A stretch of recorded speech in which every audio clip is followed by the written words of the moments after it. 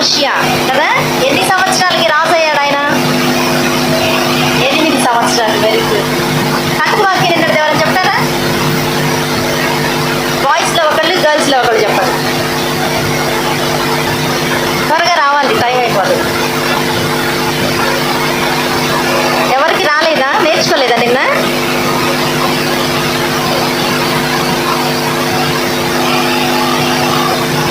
చెప్పరా? గర్ల్స్ ఎవరు లేరా? రావాలి.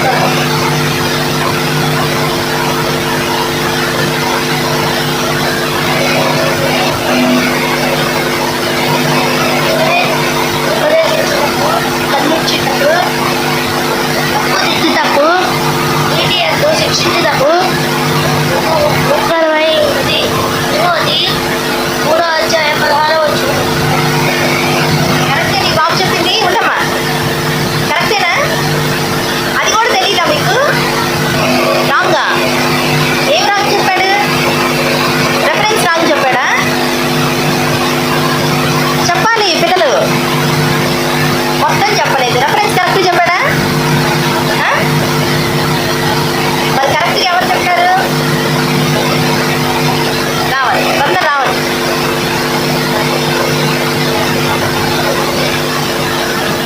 టైం కొంచెం ఉందమ్మా, త్వరగా.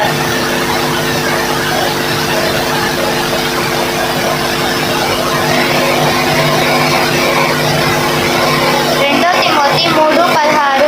దైవజనుడు సన్నుదులై ప్రతి సత్కారమును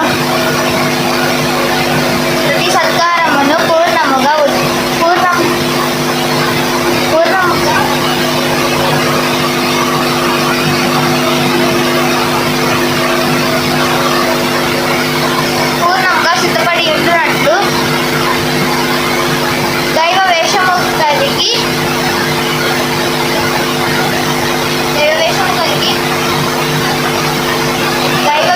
కలిగిన ప్రతి లేఖనమును ఉద్దేశించినట్లను ఖండించుటకును, తప్పుదిద్దుటకును, నీతి అందు శిక్ష చేయుటకును ప్రయోజనకరమై ఉన్నది.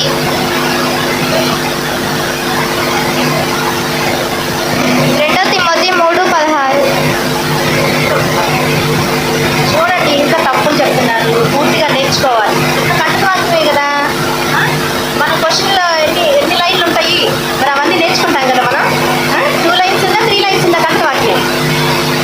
అవి నేర్చుకోవడానికి మీరు చూడండి, నిన్నంత టైం ఉంది కదా, అయినా నేర్చుకోవాలి. ఇవాళ లెసన్ పేరు ఏంటంటే దేవుని వాక్యము, నిత్యమైన వాక్యం. లెసన్ పేరు చెప్పండి, నిత్యమైన వాక్యం. మళ్ళీ చెప్పండి. కంటక వాక్యం నేర్చుకుంటారు వాటిది. యెహోవా పలకండమ్మా. నీ వాక్యము ఆకాశమందు నిత్యము నిలకడగానున్నది.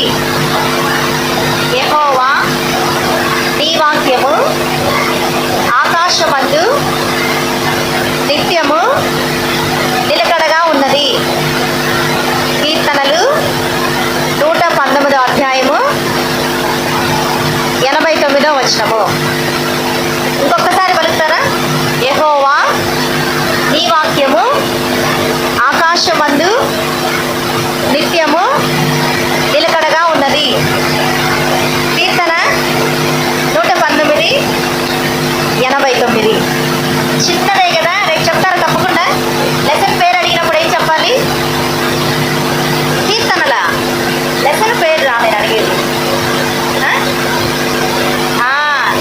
నిత్యమైన వాక్యము, నిత్యము ఉండేదన్నమాట వాక్యము. మనమైన ఒక దినాన్ని సరిపోతాం, కానీ వాక్యం అనేది నిత్యము ఉండదు.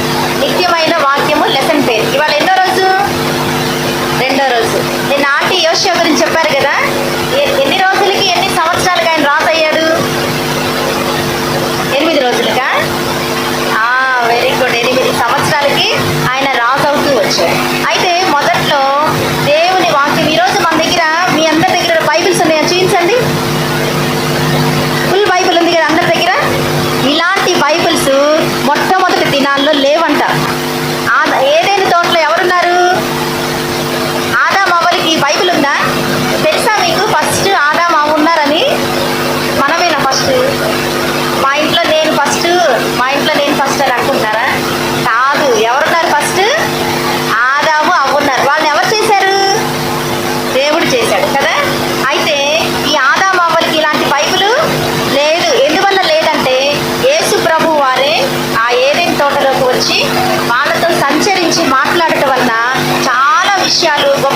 విషయాలు, ఆశ్చర్యకరమైన సంగతులు దేవుడు వారికి బాబు వినమ్మా, దేవుడు వారికి తెలియచేస్తూ వచ్చాడు. ఇంకా అప్పుడు ఈ బైబిల్ అవసరమా?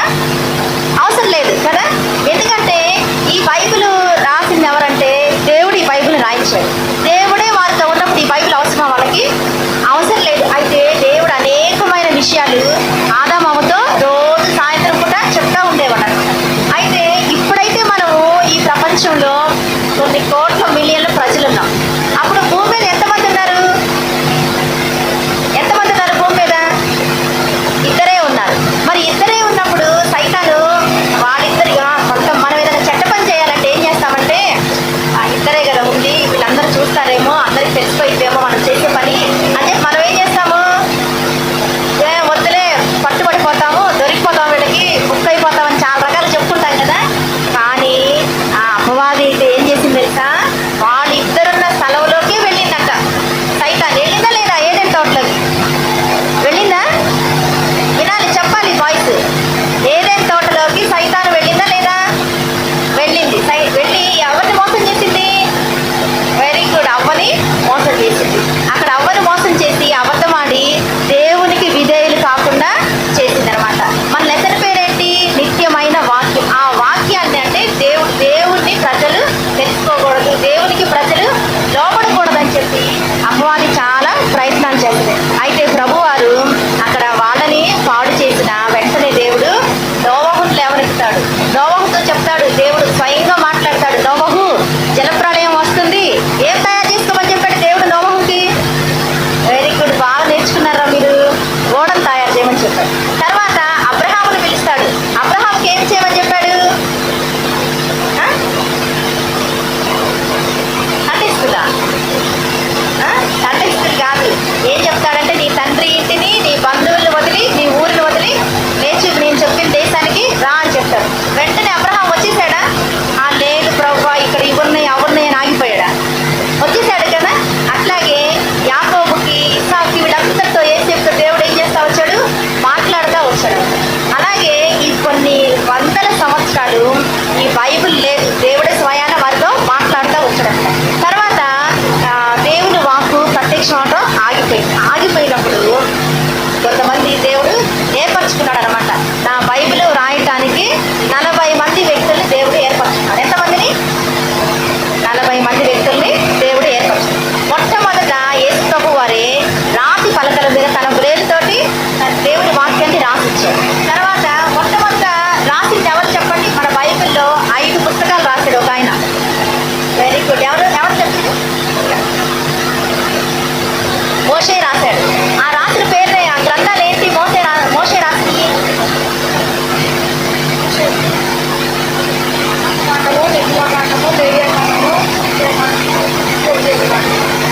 ఈ 5 కాండాలు ఎవరు రాశారు? మోషే రాస్తా వచ్చింది. తర్వాత ఎంతమంది రాయాలి బైబిల్ని? 40 మందిలో ఒకళ్ళు మోషే రాశాడు. ఇంకెంతమంది రాయాలి? 39 మంది బైబిల్ వాక్యం రాయాలి. అయితే ఈ మోషే రాసిన తర్వాత దేవుడు ఒక్కొక్కరిని దేవుడిస్తా వచ్చాడు అనమాట. ప్రవక్త అంటే ఎవరు తెలుసా మీకు? ప్రవక్త అంటే ఎవరో తెలుసా మీకు? చెప్పాలి పిల్లలు. దేవుని మాటను ప్రజలకు చెప్పేవాళ్ళని ప్రవక్త. ఏమంటారు? దేవుని మాటను దేవుడు వీళ్ళకి చెప్పి, ఇప్పుడు ఆ రోజుల్లో ప్రవక్తలు ఉన్నారు, ఈ రోజుల్లో ఎవరున్నారు? దేవుని సేవకులు ఉన్నారనమాట. దేవుని సేవకులు దేవుడు చెప్పినప్పుడు వాళ్ళు వచ్చి మనకు చెప్తారు, అమ్మా ఇట్లా ప్రార్థన చేసుకో, ఇట్లా ఉన్నావు, మాటలు ఇలా పడిపోయావు, ఇలా దేవుడు అని దేవుని సేవకులు మనల్ని ఏం చేస్తుంటారు?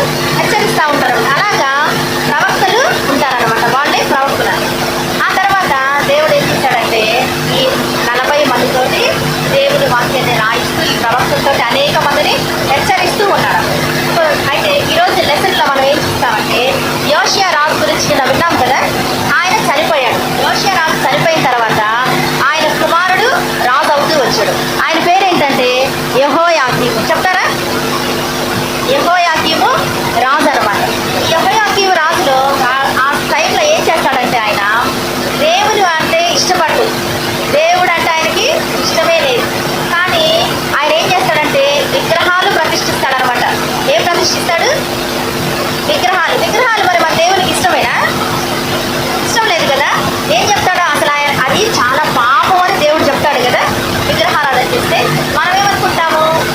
వీళ్ళు విగ్రహారాధన చేస్తున్నారు, వాళ్ళంటే దేవుడు చాలా కోపము, వాళ్ళు పిచ్చి పనులు చేస్తున్నారు, రాళ్ళు పెట్టి తర్వాత ఇంకేదేదో బొమ్మలు చేసి చేస్తారు. కానీ మనం ఏం చేస్తాము? మనం ప్రార్థన చేస్తాం అనుకుంటాం, కానీ మనకు కూడా విగ్రహాలు ఉన్నాయి తెలుసా? మనకి ఒక్కళ్ళంటే ఇష్టం ఉంటుంది, సినిమాలంటే ఇష్టం కదా, సీరియల్స్ అంటే ఇష్టం. ఇప్పుడు సినిమా సీరియల్ కంటే ఎక్కువ ఇష్టం ఏమో చెప్పండి పిల్లలు? వాయిస్ బాగా చెప్తున్నారు చూడండి. సెల్ ఫోన్ అంట, సెల్ ఫోన్ కూడా విగ్రహమే. ఎందుకంటే దేవుడి కంటే ఎక్కువగా ఏది ప్రేమిస్తామో అదే మన జీవితంలో విగ్రహం. అర్థమైందా? అందుకనే దేవుడి కంటే ఎక్కువగా ఎవరిని మనము ప్రేమించకూడదు. ప్రేమిస్తే ఏమవుతుంది? పాపం అయిపోతుంది. దేవుణ్ణి ప్రేమించాలి, ఎందుకంటే ఆయన మనం సృష్టించాడు కాబట్టి ఆయన మనము స్తుతించాలా, ఆరాధించాలా కదా.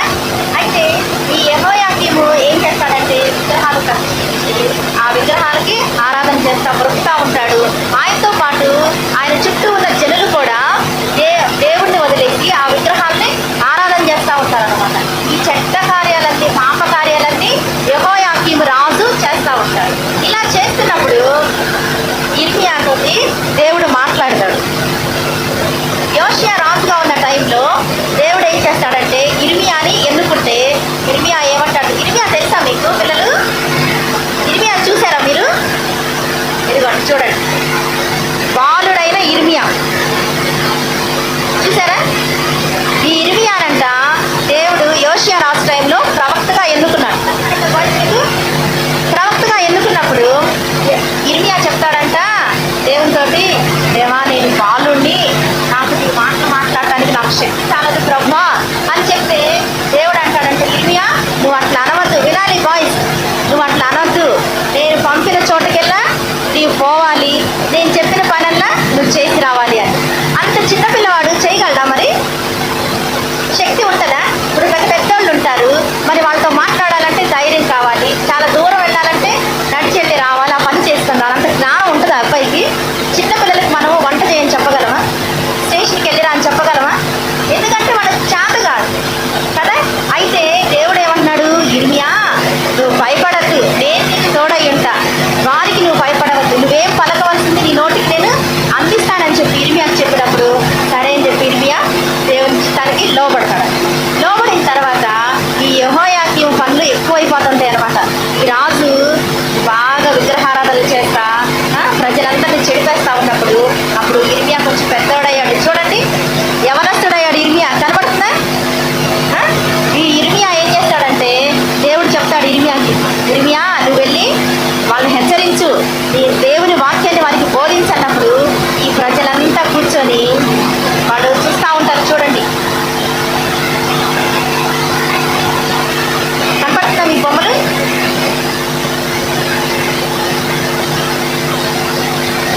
వాళ్ళు ఏం చేస్తారంటే దేవుని వాక్యం చెప్తున్నప్పుడు ఎట్లా చూస్తున్నారు? వాళ్ళు పిల్లలకి ఎట్లా చూస్తున్నారు? వాళ్ళు నవ్వుకుంటా వింటున్నారా?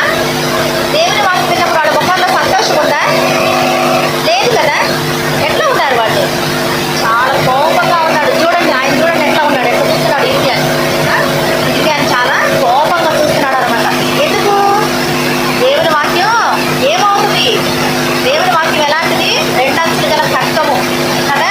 వాక్యం చెప్పేటప్పుడు ఏం చేస్తామండి? మన పాపాన్ని చూపిస్తా ఉంది, శుద్ధివంటి అనమాట దేవుని వాక్యం. అయ్యో ఈ తప్పే ఆయన చెప్తున్నాడు, ఈ తప్పు అని చెప్పి వాళ్ళు ఏం చేస్తున్నారంటే భయం వేస్తుంది. ఇంకోవైపు ఆ తప్పులు ఎత్తి చూపిస్తాడా యిర్మీయా అని చెప్పి చాలా కోపంగా చూస్తున్నారు. చూడండి, ఆ చూపులకి ఇంకా ఏం చేస్తాడంటే భయపడిపోయి దాక్కుంటాడు అనమాట. కానీ దేవుడు ఇంకా ఏం చెప్తున్నాడు? యిర్మీయా నువ్వు భయపడవద్దు, వాళ్ళని చూసి భయపడదని చెప్పాడా లేదా? చెప్పాడా? వింటున్నారా పిల్లలు? నాకు ఆశ్చర్యపడుతుంది వింటున్నాడా యిర్మీయా? దేవుడు చెప్పింది విన్నాడా? మరి ఈ టైంలో గుర్తొచ్చింది కదా, అమ్మో వీళ్ళని చూస్తే నాకు భయం వేస్తుంది, దేవుడు నాకు ఏం చెప్పాడు? భయపడద్దని చెప్పాడు కదా అని చెప్పి యిర్మీయా అయినా కూడా ఏం చేశాడంటే పోయి దాక్కున్నాడు. దాక్కుంటే దేవుడు విడిచిపెట్టాడా యిర్మీయాని? విడిచిపెట్టడా. వెంటనే మళ్ళీ ఏం చేశాడంటే దేవుని వాక్కు యిర్మీయాకు ప్రత్యక్షమవుతుంది. యిర్మీయాకు ప్రత్యక్షమయ్యి చెప్తాడు దేవుడు, యిర్మీయా నువ్వు గ్రంథం చుట్ట తీసుకొని ఈ వాక్యాన్ని రాయని చెప్తాడు. రాయని చెప్పినప్పుడు వెంటనే యిర్మీయా ఆ బాలుడు తన స్నేహితుడైన బాలుడిని పిలిచి, వీళ్ళు కూడా చూడండి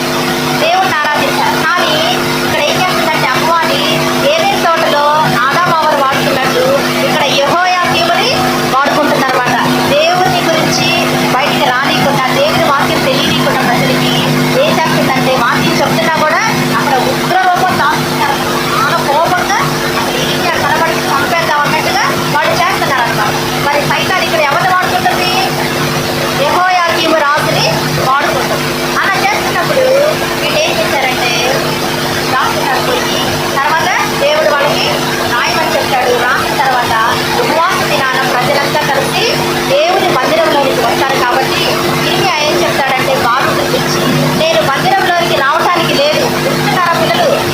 నేను దేవుని మందిరంలోకి రావటానికి లేదు,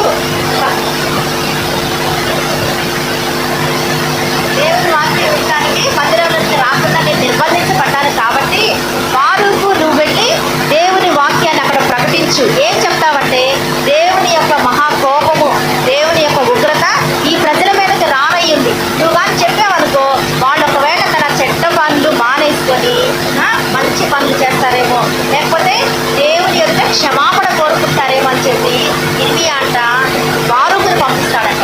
బారూకుని పంపించినప్పుడు ఆ బారూకు వెళ్ళి ఆ మందిరంలోనికి వెళ్ళి దేవుని వాక్యాన్ని ప్రకటిస్తాడంట. ఏమని ప్రకటిస్తాడు?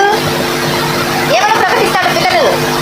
రెండు మాటలు ఏం చెప్పాడు? దేవుని యొక్క మహాకోపము, ఉగ్రత. దేవుని కోపం ఎలాంటిదో తెలుసా మీకు? నోవహు టైంలో వచ్చింది కదా దేవుని కోపము. కోపం వచ్చేసరికి భూమి మీద ప్రజలు ఎవ్వరు లేకుండా ఒక నోవహు కుటుంబం మిగతా అంతా ఏమైపోయింది? విడిచిపెట్టబడింది కదా. తర్వాత ఇంకోసారి కోపం వచ్చింది. అగ్ని గంధకాంత దేవుడు సొదొమ గొమొర్రా పట్టణాన్ని కాల్చివేసి వచ్చాడు కదా. దేవుడి కోపం అంత భయంకరమైంది అనమాట. మనిషి చేతులన్న పడచ్చు కానీ దేవుని చేతుల పట్ల చాలా భయంకరం. తెలుసా మీకు? తెలీదా? తెలుసుకోండి. యేసయ్య ఎంత ప్రేమిస్తాడో అంతగా నువ్వు వినలేదనుకో, అంతగా డబల్ కఠినంగా శిక్షిస్తాడు. అర్థమైందా? అందుకే ఏం చేయాలా? మనం తప్పులు చేయకుండా, పాపం జోలికి వెళ్లకుండా మనము జాగ్రత్తగా ఉండాలన్నమాట. అయితే వీళ్ళు ఏం చేస్తారంటే, అక్కడికి వెళ్ళి ప్రకటించినప్పుడు అక్కడ షాపాను మనవడు శాస్త్రి ఉంటాడనమాట. ఆ శాస్త్రి ఏం చేస్తాడంటే ఆ మాటలు వింటాడు. ఎవరు చెప్పిన మాటలు వింటాడు? బారూకు చెప్పిన మాటలు వింటాడు. ఆ మాటలు విని ఈ మాటలు చాలా బాగున్నాయి, ఎవరైనా వింటే బాగుండు. నిజమే కదా, మనకి ఏదైనా జరుగుతుందని హెచ్చరించినప్పుడు మనం ఒక్కడే వింటామా? ఇంకెవరైనా వింటే బాగుండు అనుకుంటాం కదా. అలాగే ఈ శాస్త్రి కూడా నిజమే, ఈ బారూకు చెప్పిన మాటలు బాగున్నాయి, ఇంకెవరైనా వింటే బాగుండు వాళ్ళకి చెప్పచ్చు అనుకొని గబగబా ఏం చేస్తాడంటే ఒక గదిలో చూస్తాడనమాట. ఆ గదిలో పెద్దలు కూర్చొని ఉంటారు. చూడండి,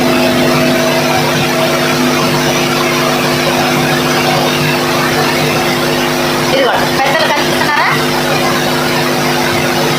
పెద్దలు కూర్చోనంటే వాడు ఈ శాస్త్రి పోయి చెప్తాడు.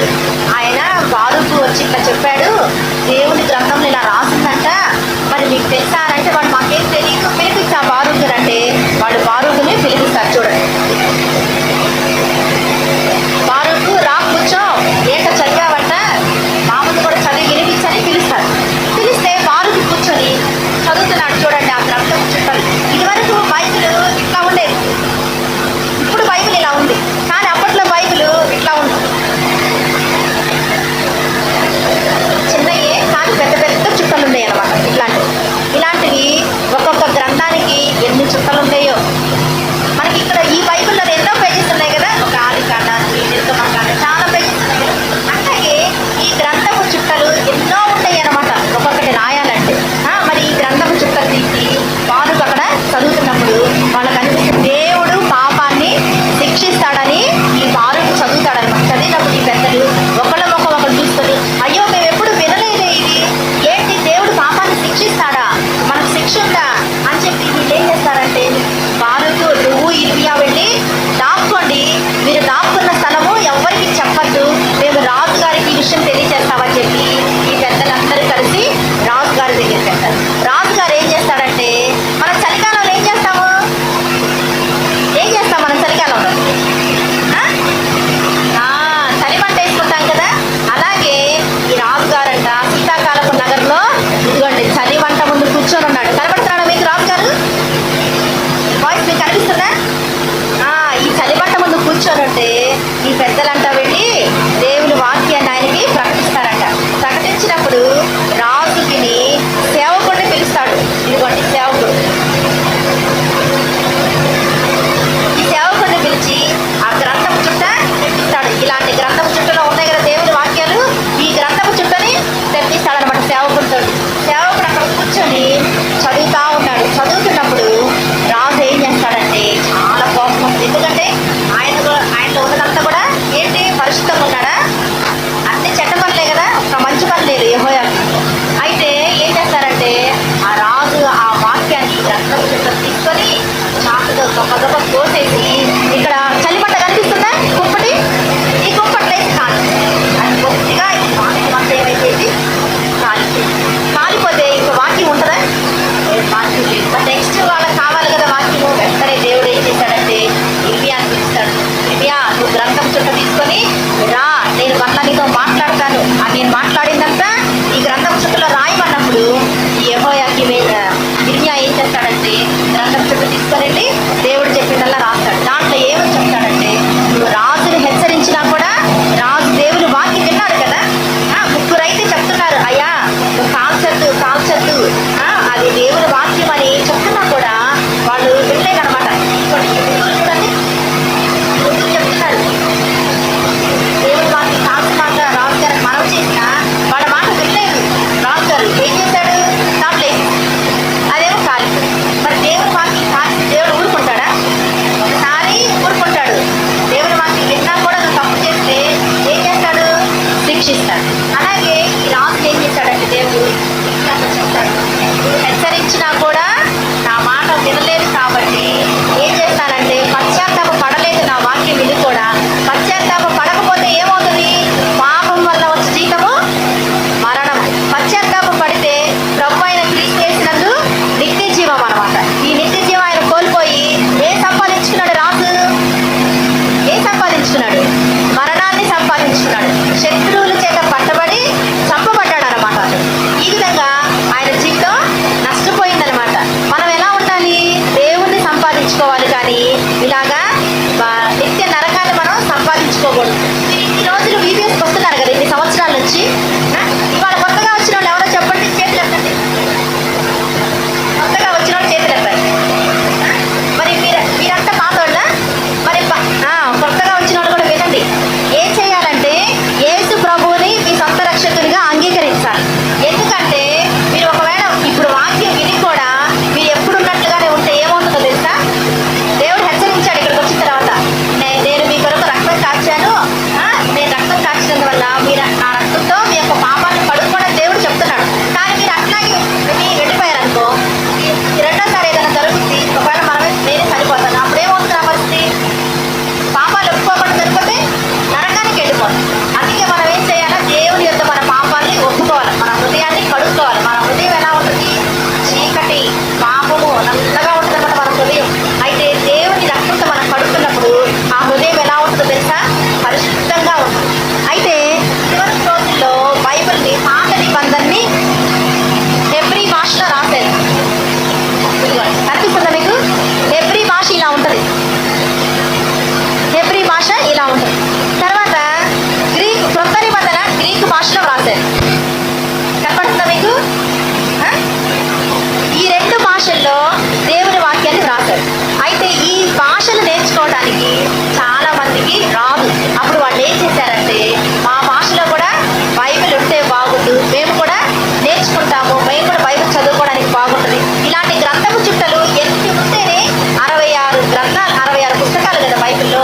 మరి ఇలాంటి ఎన్ని కావాలి కదా, చాలా కావాలి. మరి ఇవి కొనుక్కున్నా కూడా తీసుకెళ్ళి పెట్టుకోవడానికి కుదరట్లేదంట కొంతమందికి. అందుకని వాళ్ళందరూ ఏం చేశారంటే ఈ బైబిల్ మాకు కావాలి, ఎట్లా వస్తుందని చాలా మంది ప్రార్థన చేస్తా వచ్చారంట. అయితే దేవుడు ఏం చేశాడంటే ఈ బైబిల్ రావటానికి ఒక ఆయన్ని ఎన్నుకున్నాడు. అప్పట్లో ముద్రణ యంత్రం లేదు, ప్రింటింగ్ మిషన్ ఉందా లేదు, చేతితోటి రాసేవాడు ఈ గ్రంథాలను.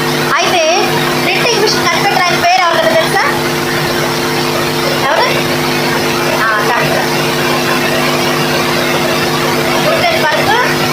ఈ మిషన్ని కనిపెట్టాడు. అయితే ఆయన ఏం చేశాడంటే ప్రింటింగ్ మిషన్ కనిపెట్టిన తర్వాత మనమైతే ఏం చేస్తాము, ముందు నా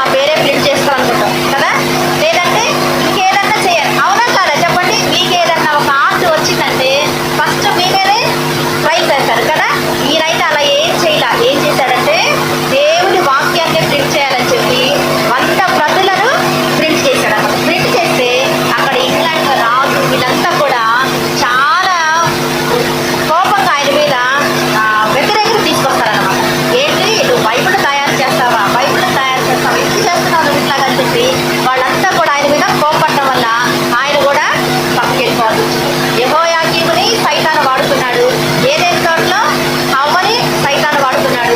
ఇక్కడ ఎవరిని వాడుకున్నాడు మళ్ళీ? ఆ? ఈయన కూడా అడ్డగిస్తున్నాడు అనమాట, బైబిల్స్ బయటికి రానియకుండా కూటమి పరుగు. ఆ తర్వాత దేవుడు ఏం చేశాడంటే విలియం రెండేళ్ళని లేవనెత్తాడు. దేవుడు ఒకళ్ళని నెట్టి వేసిన ఇంకొకళ్ళని లేవనెత్తాడు అనమాట. చూసారా, దేవుని వాక్యం ఎప్పుడు కూడా ఆగిపోదు. నిత్యమైన వాక్యం మనం నెట్ట చదువుకున్నాం కదా, అలాగే ఈ వాక్యం కూడా ఆగిపోదు. ఈయన ఏమనుకుంటాడంటే నేను కానీ దేవుడు నాకు కానీ ఆయుష్ పొడిగిస్తే చిన్న పిల్లలు సైతము దేవుని వాక్యాన్ని బాగా తెలిసేటట్లు నేను ప్రయత్నం చేస్తానని చెప్పి ఆయన అనుకుంటాడనమాట. మనసులో బిగ్గరగా అనుకుంటాడు విలియం టిండేల్.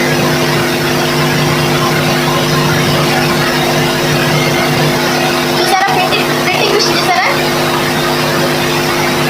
తెలుసా మీకు? చూసారా ప్రింటింగ్ మిషన్ మీరు? చూడండి, కనపడుతుందా మీకు? దీంట్లో అసలు ప్రపంచంలో మొట్టమొదటిగా ప్రింట్ చేసిందే బైబిల్ అన్నమాట. ఏది కూడా ప్రింట్ చేయబడి బైబిల్. అయితే విలియం టిండేల్ చూడండి, ఈయన విలియం టిండేల్ ఈయన ఏం చేశాడంటే ఎట్లయినా కూడా నేను వాక్యాన్ని బయటికి తీసుకురావాలి, ఇంత కఠినంగా ఉంది కాబట్టి. ఈయన విలియం టిండేల్ ఈ చిన్న బాలును చూసి అనుకుంటాడు అనమాట, ఎట్లయినా సరే ఈ బాబు కూడా పూర్తిగా బైబిల్ తెలుసుకునేటట్లు, చదివేటట్లు, ఏ ప్రభు నిజమైన దేవుడు అని తెలుసుకున్నట్లు నేను చెయ్యాలనేది గట్టిగా తీర్మానం చేసుకొని ప్రార్థన చేసి పని మొదలు పెడతాడు అనమాట. ఏం పని మొదలు పెడతాడంటే ఆయన దేవుని వాక్యాన్ని బయట పాత నిబంధన ఏ భాషలో రాశారని చెప్పాను? హెబ్రీ భాషలో రాశారు కదా. క్రొత్త నిబంధన ఏ భాషలో రాశారు? గ్రీకు భాషలో రాశారు కదా. ఈ రెండు భాషలు ఆయన నేర్చుకున్నాడు. ఎవరైనా విలియం టిండేల్ నేర్చుకొని ఆ కఠినమైన పదాలు నేను రామ్మాని ఇచ్చాను, నీకేమర్థమవుతుంది? ఆంటీ రమ్మంటే వస్తాను, నువ్వు అటు పోమా అంటే అటు వెళ్ళమన్నా అంటే. అట్లాగా మనం బైబిల్ చదువుకోవడానికి ఈజీ వర్డ్స్ అన్ని కూడా ఈయన ట్రాన్స్లేట్ చేస్తాడు. ఎవరు? William Tyndale. అలా ట్రాన్స్లేట్ చేసి క్రొత్త నిబంధనలు అంతా కూడా పూర్తి చేస్తారు. కానీ అక్కడ ఇంగ్లాండ్లో ఆయన తర్జుమా చేస్తుంటే అక్కడ ప్రజలంతా కూడా ఇంగ్లాండ్ రాజు కానీ సాధారణ అనుచరులు కానీ ఏం చేస్తారంటే ఈ విలియం టిండేల్ బైబిల్ని ట్రాన్స్లేట్ చేస్తున్నాడు, అనేక బైబిళ్ళు బయటికి తీసుకొస్తున్నాడు, ఈయన బ్రతకనికూడదని చెప్పి చాలా కష్టపెట్టి ఆయన్ని ఇబ్బందులు పాలు చేసి ఆ దేశంలోనే ఉండనీయకుండా చేస్తారు. ఆయన వెళ్ళిపోయి ఐరోపా దేశానికి వెళ్ళిపోతారు. ఐరోపాలో ఉండి కూడా ఈ దేవుని గ్రంథాన్ని ఎట్లా బయటికి తీసుకురావాలి, ఏం చేస్తే బైబిల్ బయటికి వెళ్తాయి, ఇట్లాంటి ప్రజలంతా కూడా దేవుని తెలుసుకోవాలని చెప్పి ఆయన ఆరాటం అనమాట. ఒకటే ఏం చెయ్యాలా, ఏం చేయాలి. ఆయన నిద్రపడదు, అన్న తినబుద్ది కాదు, ఇంకేది చేయబుద్ది కాదు. ఆయన ధ్యాస అంతా కూడా ఏంటి? పాప వినమ్మ ఇటు ఆయన ధ్యాస అంతా ఏంటి? బైబిల్ బయటికి తీసుకురావాలి, ఇదే అనమాట. ఇంకా ఆయన ఏం చేస్తాడంటే ప్రభా నా వల్ల కాటం లేదని చెప్పి తన అనుచరులతో కలిసి ప్రార్థన చేస్తాడు. ప్రభా బైబిల్ అయితే ప్రింట్ అయిపోయింది, ఇది ఇంగ్లాండ్కి వెళ్ళాలి, ఇంగ్లాండ్కి వెళ్ళాలంటే ఏదో ఒక ట్రాన్స్పోర్ట్ కావాలి. మరి ఎవరు తీసుకెళ్తారు? ఈ బైబిల్ అని తెలిస్తే ఎవరు కూడా తీసుకెళ్లరు. అప్పుడు ఏం చేయాలి? ప్రభా నువ్వేదైనా సహాయం చేయండి. ఒక ఓడ ఇంగ్లాండ్ ఐరోపా నుంచి ఇంగ్లాండ్ వెళ్ళడానికి బయలుదేరుతుంది. దాంట్లో గోధుమలు, దూది సంచులు ఉంటాయి అన్నమాట. వాటిల్లో ఈ బైబిల్ అన్ని కుక్కేసి, కొన్ని వేల బైబిల్ అంట, ఆ బైబిల్ అన్ని కుక్కేసి పంపించేద్దామని చెప్పి పంపిస్తాడు. చూడండి, అనిపిస్తుందా మీకు? అవన్నీ పంపిస్తుంటే తర్వాత వాళ్ళకి ఏం తెలుస్తుందంటే అక్కడ ఇంగ్లాండ్కి వెళ్ళిన తర్వాత సంచులు కనపడుతున్నాయి మీకు, ఈ సంచుల్లో ఉన్నాయి బైబిల్. ఈ బైబిళ్ళకి ఇంగ్లాండ్ దేశం చేరతాయి. చేరిన తర్వాత వాళ్ళంతా కూడా బైబిల్ పిచ్చి పిచ్చిగా కొనుక్కుంటారు అనమాట. మనం కొనుక్కుంటాం కదా, తక్కువ రేటుకి వచ్చిందంటే అక్కడ గుంపులు ఉంటారు, నెట్టుకొని కదా. అట్లాగే వీళ్ళు కూడా ఆ బైబిల్స్ని కొనుక్కొని అందరూ చదువుకుంటే అక్కడ ఇంగ్లాండ్ రాజు తెలుస్తుంది అసలు ఎవరు పంపించారు బైబిల్, అమ్మింది ఎవరు, కొనింది ఎవరని మొత్తాన్ని పట్టుకుంటారు. రాజుగారు ఎక్కడెక్కడ దాక్కున్నా కూడా తీసుకొస్తారు కదా బయటికి. అట్లాగే ఈయనంట కొన్న వాళ్ళని అమ్మిన వాళ్ళ మొత్తాన్ని పట్టుకొని శిక్షించారు. అయితే తయారు చేసి ఆయన ఎక్కడున్నాడు? ఏ దేశంలో ఉన్నాడు? ఐరోపాలో ఉన్నాడు. ఆయన అక్కడుండి ప్రార్థన చేస్తున్నాడు. వీళ్ళు శిక్ష పొందారు. బైబిల్ ఎవరికి చేరి? ఇంగ్లాండ్ దేశంలో చాలా మందికి బైబిల్ ఇచ్చింది. అయితే అక్కడ ఐరోపాలో ఉంటే విలియం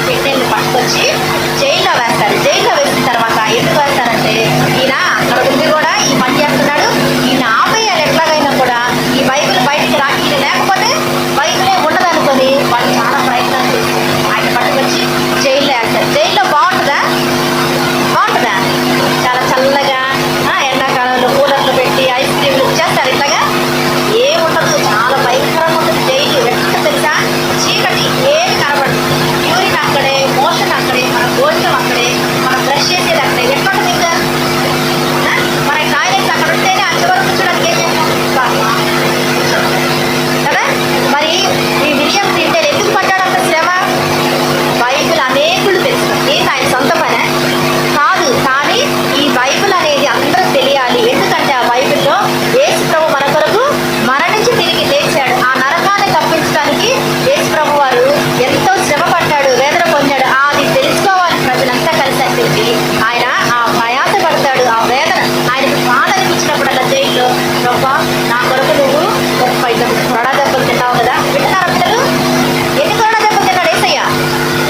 39 కొరడా దెబ్బలు తిన్నావు కదా. సరే, నేను ఈ శ్రమ పడతాను. మళ్ళీ కొంచెం బాధ వేసుకుంటా. అయ్యా, ఈ చేతిలో నువ్వు చీరలు కొట్టించుకున్నావు కదా, వద్దులే ప్రభా, నాకంటే నువ్వే ఎక్కువ శ్రమ పడ్డావు అని చెప్పి వెంటనే ఆయన ఏం చేస్తాడు? మళ్ళీ ఆ బాధ మర్చిపోతాడు. మళ్ళీ ఇంకేదైనా బాధ వస్తుంది. అయ్యా, ముళ్ళ కిరీటం పెట్టించుకున్నావు కదా నా కోసం.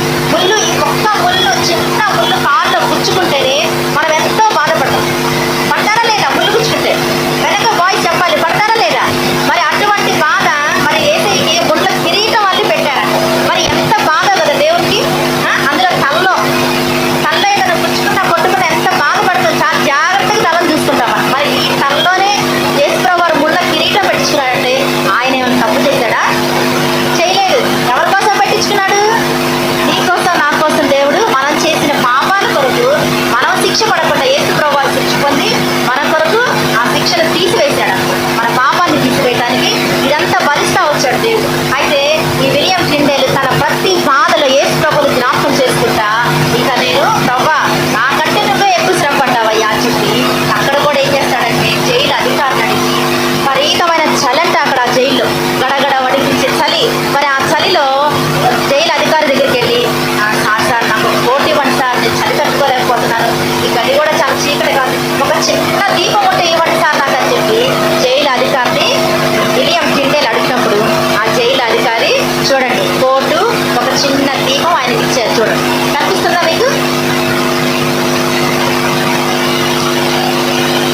అవి పెట్టుకొని ఆయన ఏం చేస్తాడు? ఆ కిందంతా మురికిగా ఉంది, నడవడానికి కనబడుతుందని పెట్టుకున్నాడు ఆ దీపం? కాదు. ఆయన ఎందుకు పెట్టుకున్నాడంటే క్రొత్త నిబంధన అంతా ఐరోపాలో ఉండగా రాసేశాడు. ఇంకేం రాయాలి? పాత నిబంధన రాయాలి. ఇది కూడా ముగించాలని చెప్పి ఆయన స్టార్ట్ చేస్తే వాళ్ళు ఏం చేశారు తెలుసా? వాళ్ళకి తెలిసి, అమ్మో జైల్లో ఉండి కూడా ఈ విలియం టిండేల్ కామ్గా ఉండలేదు, మరలా బైబిల్ రాయటం మొదలు పెట్టాడు. భయంకరమైన తప్పులు చేసిన వాళ్ళని కాల్చినట్టు ఈయన కాల్చేయాలని చెప్పి ఈయన బయటికి లాక్కొచ్చి ఒక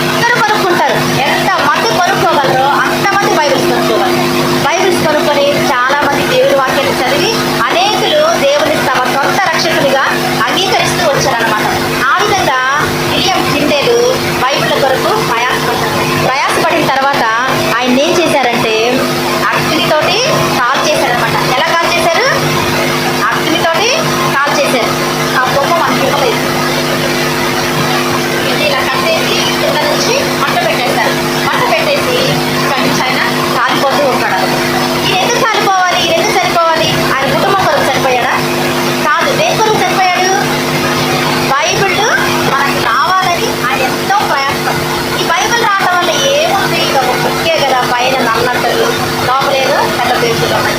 దీనివల్ల ఏం ఉపయోగం అని అనుకుంటారా? కాదు. దీంట్లో ఏముందో తెలుసా?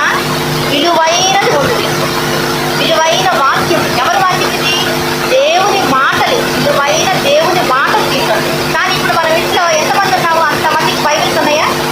రకానికి ఒక బైబిల్ ఉంటుంది కదా, హ్యాండ్ బ్యాగ్లో పెట్టుకోవడానికి ఒక బైబిల్, బయటికి తీసుకెళ్ళేది ఒక బైబిల్, రోజు వాడుకునేది ఒక బైబిల్. ఇన్ని బైబిల్స్ ఉంటాయి కదా మన దగ్గర.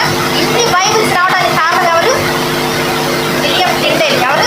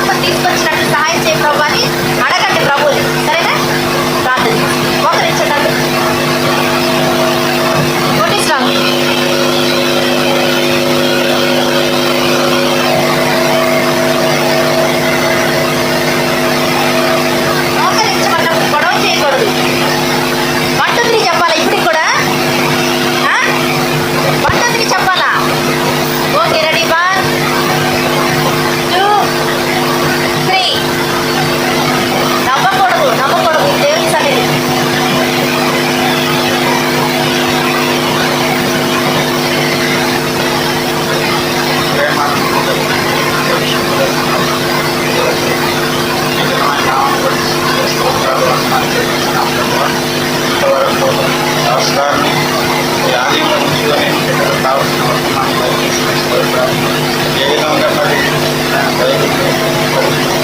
వచ్చారో వారు గ్రహించి ఈ యొక్క వాక్యం ద్వారా ప్రభు వారు జీవితంలో నార్మల్గా ఎదిగి అన్ని ఆత్మ రక్షణ కొరకు పూర్తి సిద్ధపాటు దయచేయమని పెడుతుంది.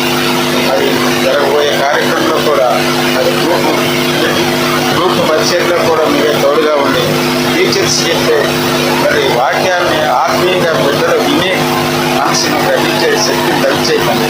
నజరేయుడైన యేసుక్రీస్తు వారి శ్రేష్టమైన నామంలో స్తుతించి ప్రార్థించి ఏర్పడుతున్న నామం